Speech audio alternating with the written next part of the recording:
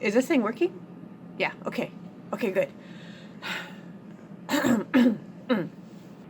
Hello, my name is Sheba, and welcome to my show where I discuss my views. Today I want to give you my views on retro computers. Well, you remember things better than it was. I think back to that bone I ate a few days ago. Oh, it was great. The feel of it on my teeth and the taste on my tongue and oh, my jowls and lips. Oh, it was so great. It was so good. But was it?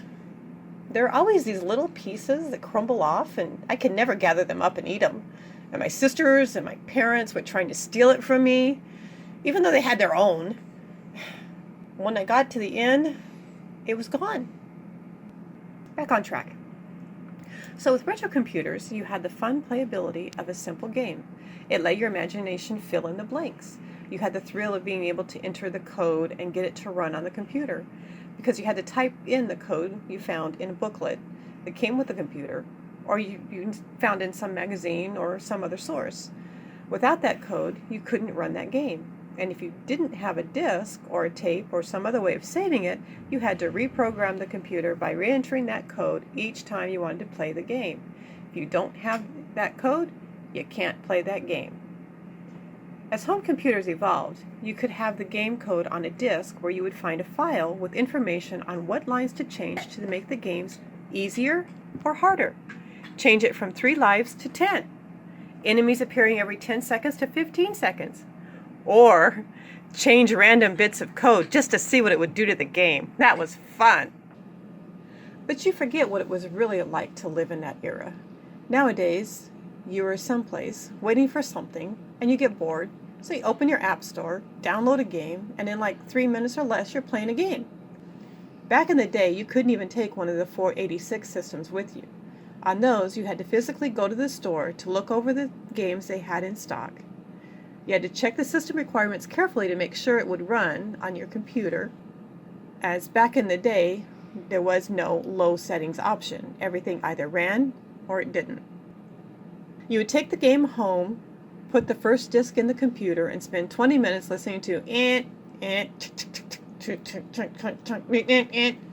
as it loads. We were talking about the 3.5 floppy disks, mind you, which were an improvement over the 5.25-inch floppy disks.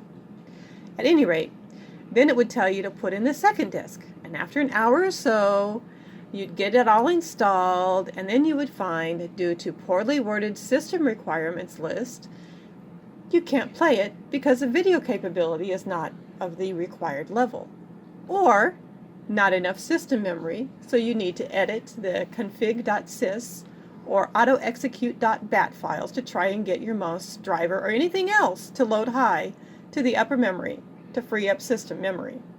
But your drivers may not be able to load into the upper memory because it is in 2 parts, so you have to walk to a friend's house to see if they have a driver that will work.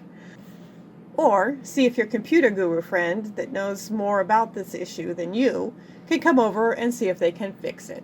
Because there is no internet to download drivers or updates or check forums to find out info on your issue. It could be a week or more before you get to play your new game. And if there is a bug in the game, you just have to live with it. Because until you buy a new version of the game, there's no update. That's what it was really like back in the day. And kids today want to complain about day 1 patches and something only running in low settings or not being in 4K. Spoiled kids nowadays. I need a bone to chew. Where'd my bone go?